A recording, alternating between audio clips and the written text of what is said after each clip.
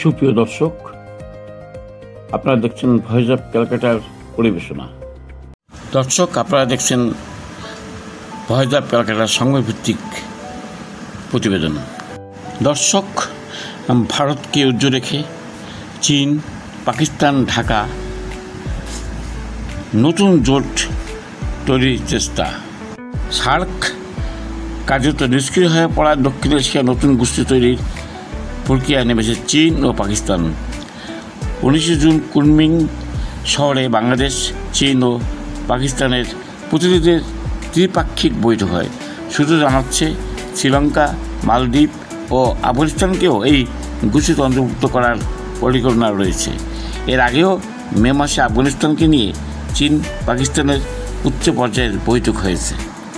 বিশেষজ্ঞদের মতে, ভারতের আঞ্চলিক প্রভাব কমিয়ে দিতে এবং কূটনৈতিকভাবে একঘরে করতে এই উদ্যোগ। শেখ হাসিনার পদচ্যুতি এবং মোহাম্মদ ইউনূসের অন্তর্বর্তী সরকার ক্ষমতা আসার পর থেকেই বাংলাদেশে ভারত বিরোধী অবস্থান জোরালো হয়েছে। ইসলামাবাদের সঙ্গে ঢাকা নতুনভাবে দ্বিপাক্ষিক সম্পর্ক জোরদার করছে। যদিও বাংলাদেশ সরকার কুনমিং বৈঠককে সাধারণ কূটনৈতিক বৈঠক বলে দাবি করছে। প্রসঙ্গত, 1985 সালে গঠিত সার্ক 2014 সালের পর থেকে কার্যত অচল। 2016 সালে ইসলামাবাদে সার্ক সম্মেলন হওয়ার কথা থাকলেও উরির জঙ্গি হানার পর ভারত সহ একাধিক দেশ বয়কট করে। এরপর আর কোনো উদ্যোগ নেওয়া হয়নি। ওয়াকিবহাল মহলের মতে, অপারেশন সিন্দুরের মতো অভ্যন্তরীণ সন্ত্রাস দমন অভিযানে আন্তর্জাতিক চাপের মুখে পাকিস্তান এখন চীনের কূটনৈতিক ছায়ায় আশ্রয় নিয়েছে।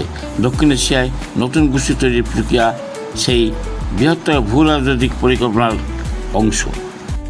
রাজনৈতিক পর্যবেক্ষক মহল অভিমত, ভারতকে বাদ দিয়ে দক্ষিণ এশিয়ায় সার্কের বিকল্প কোনো নতুন জোট গঠনের চেষ্টা কখনো সম্ভব হবে না।